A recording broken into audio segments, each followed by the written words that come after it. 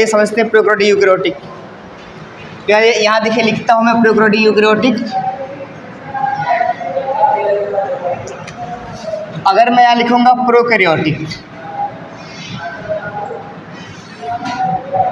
Prokaryotic organism भी कहते हैं, प्रोकैरियोटिक सेल भी कहते हैं। और यहाँ मैं लिखूँगा यूकैरियोटिक। क्या लिखूँगा? यूकैरियोटिक। समझ में आया ना? ये हो गया प्रोकैरियोटिक और ये हो गया यूकैरियोटिक। अलग अलग सेल होता है। यहाँ मैं बना देता हूँ सेल, यहाँ मैं बना देता हूँ सेल। आप समझिएगा।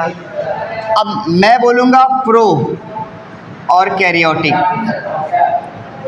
प्रो का मतलब होता है प्रिमिटिव और कैरियोटिक का मतलब होता है न्यूक्लियस। जिसका न्यूक्लियस पुराना हो कौन हो गया? प्रोकैरियोटिक। और यहाँ लिखा है यू, यहाँ लिखा है कैरियोटिक। यू का मतलब होता है एडवांस और कैरियोटिक का मतलब क्या होता है? न्यूक्लियस। जिसका न्यूक्लियस एडवांस हो उसको क्या बोलते हैं? यूकैरियोटिक। अब यहाँ देखिए ये इनका है जेनेटिक मटेरियल अंदर अंदर।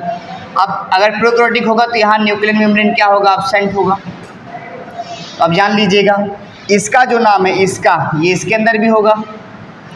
इसका जो नाम है इसका नाम है जेनेटिक मटेरियल। क्या नाम है? Genetic material. आया? और आपको नोट पॉइंट याद रखना है कि हम जेनेटिक मटेरियल को न्यूक्लियर मटेरियल कहते हैं। जेनेटिक मटेरियल बराबर न्यूक्लियर मटेरियल। क्या हो जाएगा? Nuclear material. इनके अंदर क्या क्या हो सकता है? आरएनए हो सकता है, डीएनए हो सकता है और क्या हो सकता है? प्रोटीन हो सकता है। प्रोटीन और नॉन हिस्टोन ये भी हो सकता है। इतना चीज़ हो सकता है इस जेनेटिक मटेरियल के अंदर। या तो आरएनए होगा, डीएनए होगा, प्रोटीन होगा और नॉन हिस्टोन प्रोटीन होगा। कहानी समझ में आया कि नहीं आई? आया। हमने कहा जिसका न्यूक्लियस पुराना हो उसे प्रोकैरियोटिक कहेंगे, जिसका एडवांस उसे यूकैरियोटिक कहेंगे। आइए समझते हैं। अब ये जेनेटिक मटेरियल के ऊपर यहाँ क्या है? यहाँ न्यूक्लियर मेम्ब्रेन एब्सेंट है, दिख रहा है वीडियो में। यहाँ क्या हो रहा है? न्यूक्लियर मेम्ब्रेन आपका क्या है? एब्सेंट। यहाँ क्या है आपका? यूकैरियोटिक है ना। यहाँ क्या है आपका? न्यूक्लियर मेम्ब्रेन क्या है आपका? प्रेजेंट। अरे आया कि नहीं समझ में आया? तो हम कहेंगे एक ऐसा सेल जिसका जेनेटिक मटेरियल तो है मगर न्यूक्लियर मेम्ब्रेन नहीं है। न्यूक्लियर मेम्ब्रेन कह रहा हूँ, न्यूक्लियस का मेम्ब्रेन को बोलते हैं न्यूक्लियर मेम्ब्रेन। ऐसा सेल जिसका जेनेटिक मटेरियल तो है मगर उसके पास न्यूक्लियर मेम्ब्रेन भी है, तो उसे क्या बोलेंगे? Eukaryotic cell. तो बोलेंगे एक ऐसा सेल जिसका जेनेटिक मटेरियल न्यूक्लियर मेम्ब्रेन से कवर अप होता है उसे क्या बोलेंगे? यूकैरियोटिक। और जिसका ना उसे क्या बोलेंगे? प्रोकैरियोटिक। समझ में आया? कोई डाउट? चलिए ठीक। आइए अब ये कहानी समझ में आ गया। और जो स्नैप लेता है वो सही से स्नैप नहीं खींच पाता है, तो हम मोबाइल दीजिए, हम खींच के दिखाएं। आया? ले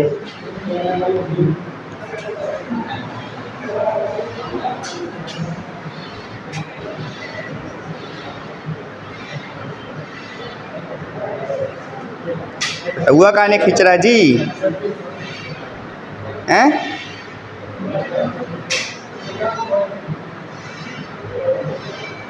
कौन मोबाइल दिया? चिकंडा वाली।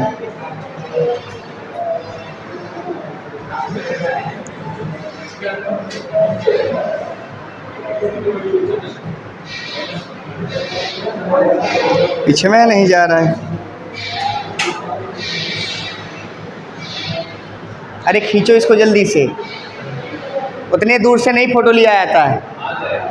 एंगल में तुम लोग लेके आते हो, फिर हम मुझे प्रॉब्लम होती है उसको वो बनाने में।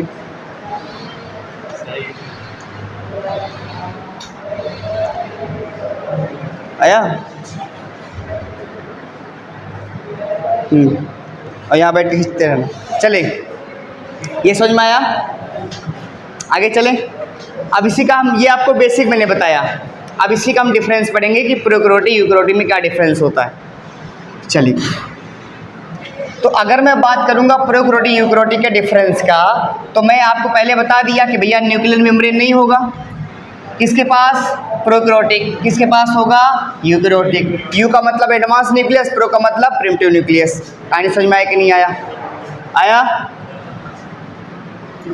चलिए ठीक। अब यहाँ देखिए,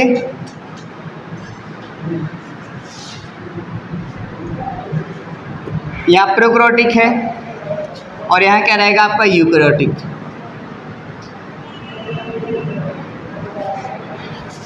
आया? अब इसमें क्या बोलेंगे? न्यूक्लियर मेम्ब्रेन क्या होगा बताइए? न्यूक्लियर मेम्ब्रेन क्या होगा? एब्सेंट। इसमें क्या बोलेंगे? Nuclear membrane present. हो गया? Nuclear membrane absent, nuclear membrane present. हो गया? नेक्स्ट आइए, इसका इसमें जो राइबोसोम होगा, राइबोसोम 70S होगा। इसमें जो राइबोसोम होगा क्या होगा? 70S एंड 80S, इसमें दोनों पाया जाता है। आया? इसमें हिस्टोन आपका एब्सेंट होगा, इसमें हिस्टोन प्रेजेंट होगा। हिस्टोन क्या होता है? जो डीएनए को कॉइल करता है। तो मैं यहाँ लिख सकता हूँ, हिस्टोन का मतलब क्या लिख सकते हैं? Help in coiling of DNA. Help in coiling of, तो हमारे डीएनए को जो कॉइल करता है हमारे सेल के अंदर, वो कौन होता है? हिस्टोन होता है। अच्छा, इसमें देखिए, membrane bound cell organelle absent. Membrane bound cell organelle absent मतलब कि एक भी मेम्ब्रेन वाली सेल ऑर्गेनेल प्रोकैरियोटिक में नहीं पाई जाती। आया ना? यहाँ मेम्ब्रेन बाउंड सेल ऑर्गेनेल क्या होंगी? प्रेजेंट होंगी। आया? इसमें क्या होगा? Cyclosis absent. साइक्लोसिस क्या होगा? एब्सेंट। इसमें क्या बोलेंगे? Cyclosis present. अब आप बात करेंगे साइक्लोसिस का, तो साइक्लोसिस का मतलब होता है मूवमेंट ऑफ साइटोप्लाज्म। जब साइटोप्लाज्म का मूवमेंट होगा तो एक जगह का मटेरियल दूसरे जगह क्या हो जाएगा? चला जाएगा। क्योंकि साइटोप्लाज्म के अंदर सेल ऑर्गेनेल होते हैं, सब उनको भी एनर्जी चाहिए। जब साइटोप्लाज्म मूव करेगा तब उनको एनर्जी मिलेगी ना, मूवमेंट का तब मटेरियल का होगा ना। आया? एग्जाम्पल की बात करेंगे इसमें, आप तो लिख लेंगे बैक्टीरिया, साइनोबैक्टीरिया, आर्चीबैक्टीरिया। मोनेरा में जितने भी लोग आएंगे सब इसमें आएंगे। आर्चीबैक्टीरिया और क्या होगा?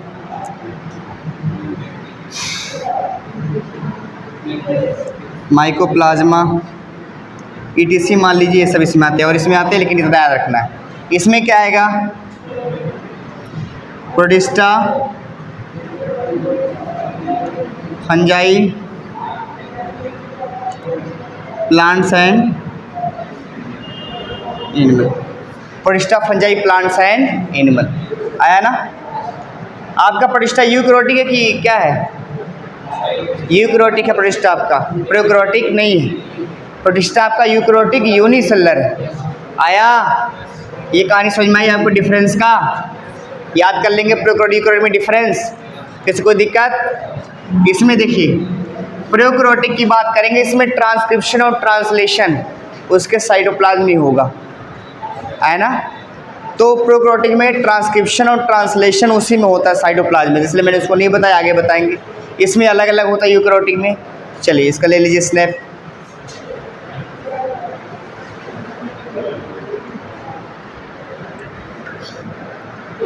समझ में आ गया? तो प्रोकैरियोटिक यूकैरियोटिक में डिफरेंस आपको समझ में आ गया होगा। इसमें किसी को मेरे ख्याल से डाउट भी नहीं होगा। मेम्ब्रेन बाउंड लिखा रहेगा, याद रखिएगा। मेम्ब्रेन बाउंड का मतलब होता है ऐसी कोई भी सेल ऑर्गेनेल जिसके ऊपर अगर एक भी मेम्ब्रेन है तो वो इसमें नहीं पाई जाएगी। आया ना? तो मेम्ब्रेन बाउंड सेल ऑर्गेनेल सारी होती हैं, 3 को छोड़ के बताएंगे आप। चलिए ये समझ में आ गया आपको।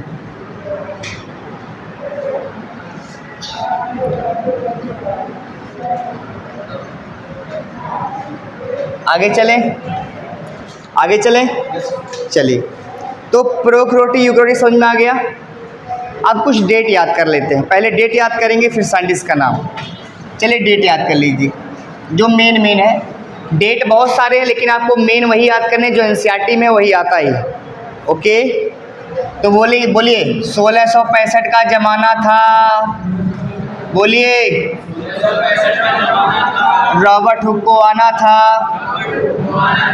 नॉन लिविंग सेल बताना था, नॉन लिविंग सेल बताना था। चलिए 1665 का ज़माना था, रॉबर्ट हुक को, और नॉन लिविंग सेल। हाँ, 1674 का ज़माना था,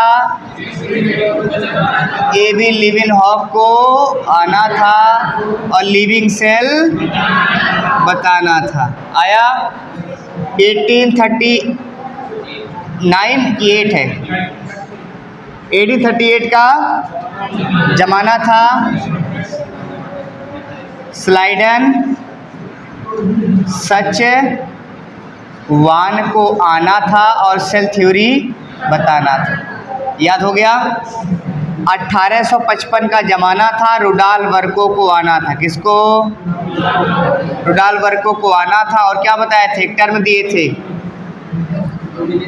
ओमनिस सेलुला ई सेलुला, ये टर्म दिए थे। कौनो गाना गाए होंगे, ओमनी सल्ला ई सल्ला, जैसे गाना गाया उलाला उलाला, ठीक है, ओमनी सल्ला ई सल्ला, ओमनी सल्ला ई सल्ला, ये अपना गाना गाए हैं। काम कौन गाना गाए हैं? ओमनी सल्ला ई सल्ला, उसको आप कहेंगे उलाला। गाना बन गया, गाना बन गया। अब अगर मान लीजिए कोई बच्चा नहीं पढ़ पाएगा ओमनी सल्ला ई सल्ला, तो पिक्चर में लिखेगा, मान लीजिए क्वेश्चन पूछा कि रुडॉल्फ वर्को ने 1855 में कौन सा टर्म दिया, तो कहेंगे उलाला उलाला उलाला उलाला। लेकिन कहाँ लिखा? ओमनी सल्ला ई टर्म दिया था। जब नहीं दिमाग करता तो वह लिख देगा, वो माइंड की बात। 1972 का ज़माना था, सिंगर निकोलसन को आना था और फ्लूइड मोज़ाइक मॉडल बताना था। कौन सा मॉडल? Fluid mosaic model. आया 1831 का ज़माना था, रॉबर्ट ब्राउन को आना था और न्यूक्लियस की डिस्कवरी कराना था। इतना आपको याद रखना, ये सब मेन है। इतना अगर आपके लिए याद रहेगा तो आपका काम बन जाएगा। समझ में आया ना? ये साइंटिस्ट का नाम था, अलग अलग सबने कब क्या काम करा था उसके बारे में हम अलग अलग पढ़ेंगे। तो अभी हम डिस्कवरी पे नहीं चले, अभी डेट और साइंटिस्ट का नाम चल रहा है। डेट याद हो गया, धीरे धीरे याद हो जाएगा आपको। साइंटिस्ट का नाम याद हो गया, एक बार पढ़ लीजिए। पूछेगा नॉन लिविंग सेल की डिस्कवरी किसने करा था, कब करा था? लिविंग सेल की डिस्कवरी किसने करा था, कब करा था? सेल थ्योरी किसने लाया? स्लाइडन सचवान ने कब लाया? ओमनी सल्ला ई सल्ला का टर्म किसने दिया, कब दिया? फ्लूइड मोज़ाइक मॉडल कब आया? 1972 में आया था। कौन लाया? न्यूक्लियस की डिस्कवरी किसने करी, कब करा? 1831। ये चीज़ें समझ में आ रही हैं? अरे आ रही कि नहीं आ रही हैं? चलिए स्नैप ले लिया। चलिए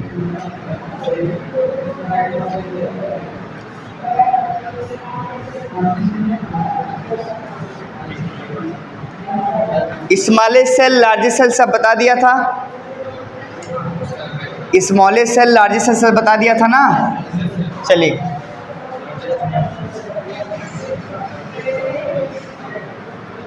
ये लाइन सही है कि नहीं? Cell vary in shape and size, true. ये लाइन क्या है? सही है। सेल शेप और साइज में वेरी करता है, समान सारे ऑर्गेनिज्म में नहीं होता है।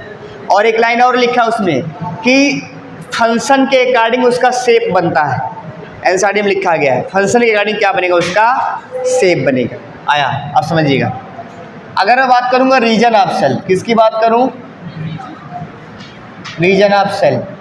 मैं अगर सेल के रीजन की बात करूँगा तो आपको मैं बताऊँ, ये मान लीजिए सेल है, आया। सेल का रीजन 3 होता है। पहला सेल मेम्ब्रेन, दूसरा साइटोप्लाज्म और तीसरा क्या होगा, न्यूक्लियस। ये 3 रीजन हैं। इसमें आपका सेल विभाजित करा गया है, सेल मेम्ब्रेन, साइटोप्लाज्म और न्यूक्लियस के बारे में। आया ना? अरे समझ में आ रहा है कि नहीं आ रहा है? ये चीज़ समझ में आ रहा है? तो साइटोप्लाज्म। अब मैं बात करूँगा, जैसे मान लीजिए मैंने बात करा ये सेल है, बताइए, तो मैं बोलूँगा इसके अंदर जो कुछ भी भरा है इस सेल के अंदर, मैं नहीं कह रहा हूँ कि ये प्लांट सेल है कि एनिमल सेल, मैं कह रहा हूँ इसके अंदर जो कुछ भी भरा है टोटल, तो मैं बोलूँगा total fluid present in cell, उसे बोलते हैं प्रोटोप्लाज्म। क्या बोलते हैं? प्रोटोप्लाज्म। आगे समझ में, प्रोटोप्लाज्म होगा। अब प्रोटोप्लाज्म को 2 लोग बनाते हैं, एक होगा न्यूक्लियोप्लाज्म, एक होगा साइटोप्लाज्म। न्यूक्लियोप्लाज्म किसके अंदर होगा? न्यूक्लियस के अंदर। और एक किसके अंदर होगा? न्यूक्लियस और सेल मेम्ब्रेन के बीच में। न्यूक्लियस और सेल मेम्ब्रेन, सीएम का मतलब सेल मेम्ब्रेन, तो न्यूक्लियस और सेल मेम्ब्रेन के बीच में जो लिक्विड है वो कौन है? साइटोप्लाज्म है। तो न्यूक्लियस और सेल मेम्ब्रेन के बीच वाला क्या है? साइटोप्लाज्म है। इसके अंदर जो भरा है वो क्या है? जो भरा है वो क्या है? न्यूक्लियोप्लाज्म। मैं दोनों को जोड़ दूं तो क्या बन जाएगा? प्रोटोप्लाज्म। क्या बन जाएगा? एक टर्म और आपसे पूछेगा, बताइए प्रोटोप्लास्ट क्या होता है? प्रोटोप्लास्ट क्या होता है? तो आप बोलेंगे a plant without cell wall. A plant without cell wall, एक प्लांट जिसके पास सेल वॉल ना हो उसको हम प्रोटोप्लास्ट कहते हैं। क्या बोलते हैं? प्रोटोप्लास्ट कहते हैं। कहानी समझ में आई कि नहीं आई? अरे आया कि नहीं आया? तो ये समझ में आया सेल, रीजन ऑफ सेल। तो रीजन ऑफ सेल की बात करेंगे तो उसमें रीजन 3 ही होते हैं, सेल मेम्ब्रेन, साइटोप्लाज्म और न्यूक्लियस। आया है ना? ऊपर वाले का काम है कवरिंग, बीच वाले का काम है, अगर मैं इन दोनों को मिला दूं तो क्या बन जाएगा? प्रोटोप्लाज्म। आया? चलिए इसका स्नैप लीजिए, फिर आगे चलें। ले लीजिए।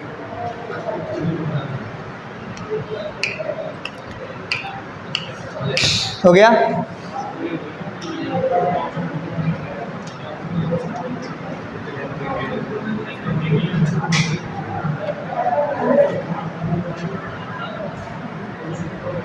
अब ध्यान से देखिए भाई, मैंने कहा ये सेल है, ये सेल है। मैंने कहा अगर इस सेल का मैं बोलूँगा आउटर लेयर का, मैं बोलूँ यहाँ पे ये सेल है, अगर मेरा आउटर लेयर, अगर मेरा आउटर लेयर यहाँ सेल मेम्ब्रेन हो गया तो मैं इसे सीधा बोलूँगा ये एनिमल सेल है। क्या है? Animal cell. अगर किसी भी सेल का आउटर लेयर सेल मेम्ब्रेन हो गया तो एनिमल सेल है।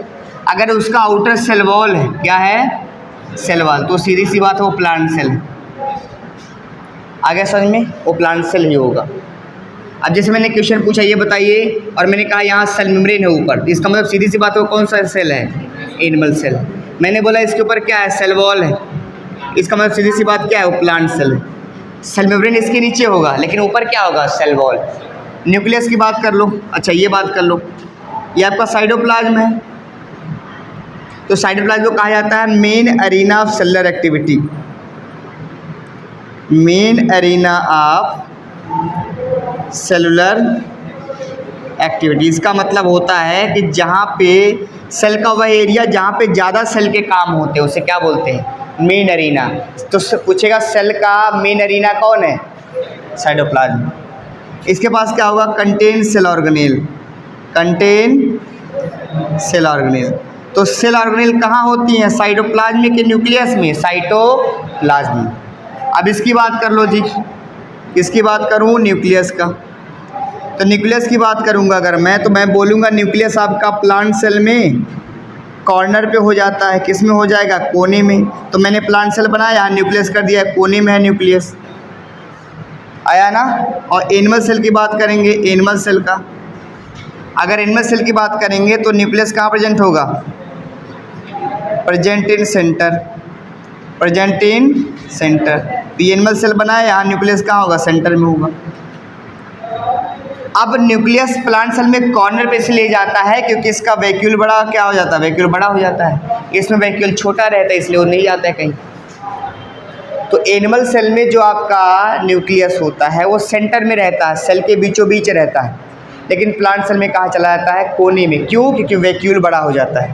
तो लिखेंगे प्लांट सेल का न्यूक्लियस कोने में इसलिए होता है क्योंकि वैक्यूल क्या हो जाता है, लार्ज हो जाता है। तो अब आपसे पूछे कि सेल का मान लीजिए सेल मेम्ब्रेन रैप्चर कर दिया जाए, सेल का सेल मेम्ब्रेन रैप्चर कर दिया जाए, या मान लीजिए खुदा ना खास्ता सेल मेम्ब्रेन रैप्चर कर दी, तो बताइए क्या होगा? कोई आंसर बताए, और जो वीडियो देख रहे हैं वो भी बताए कमेंट में, अगर इतना आता ही है। बताइए, अगर सेल का सेल मेम्ब्रेन रैप्चर कर जाए तो क्या होगा? जैसे हमने कहा टंकी में पानी आपने रखा है घेर करके, टंकी टूट जाए तो क्या होगा, बाहर हो जाएगा। तो क्या सेल अपना काम कर पाएगा? कहानी समझ में आया?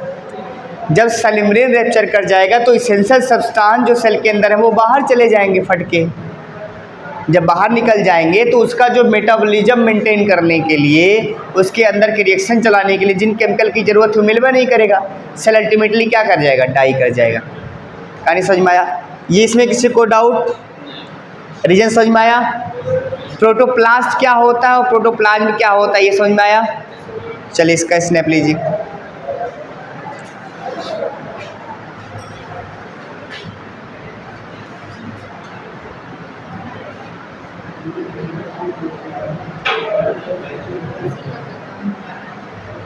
हो गया? चलिए,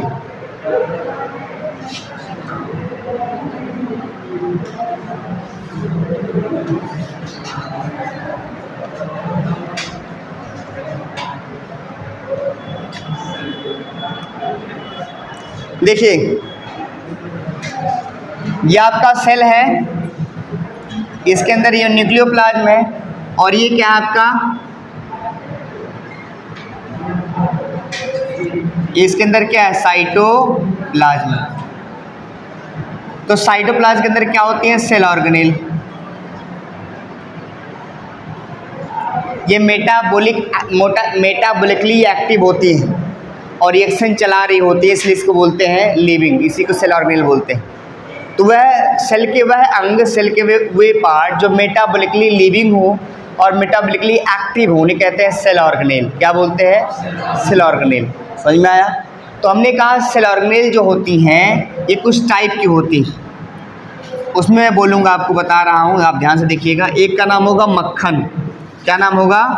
मक्खन। एक का नाम होगा एनसीआर, और फिर जो बचेंगे उनका नाम होगा गरलवा। क्या नाम होगा? गरलवा। इतने हैं आपके सेल ऑर्गेनेल। ये सब साइटोप्लाज्म में बैठ के हमारे पूरे सेल को संचालित करते हैं। तो मैं बोला मक्खन, एनसीआर, गरलवा। क्या बोलोगे? मक्खन, एनसीआर, गरलवा। आया? और यम का मतलब हो गया माइटोकॉन्ड्रिया, माइटोकॉन्ड्रिया।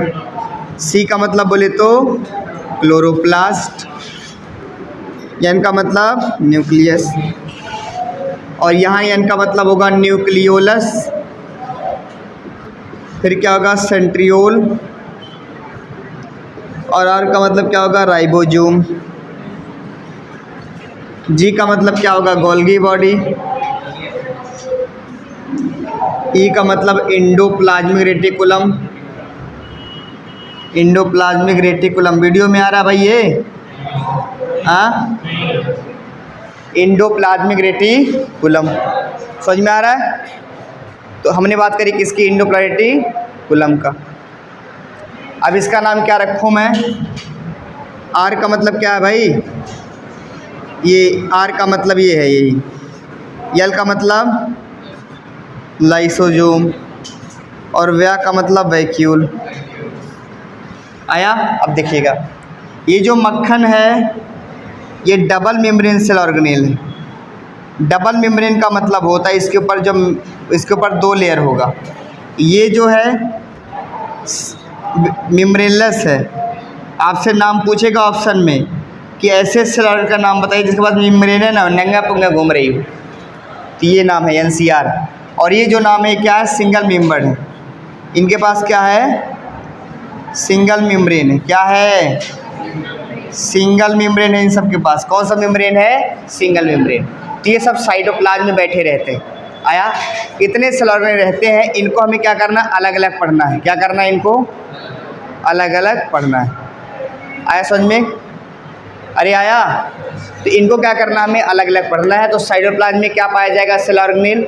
तो बोलेंगे cell organelle are living and metabolically active. ये डेफिनेशन है सेल ऑर्गेनेल का। लिविंग होता है और क्या होता है, मेटाबॉलिकली एक्टिव होता है। किसी कोई डाउट, समझ में आया। ये था आपके मक्खन, NCR और गरलवा के बारे में। आपसे यहाँ से क्वेश्चन पूछता है कि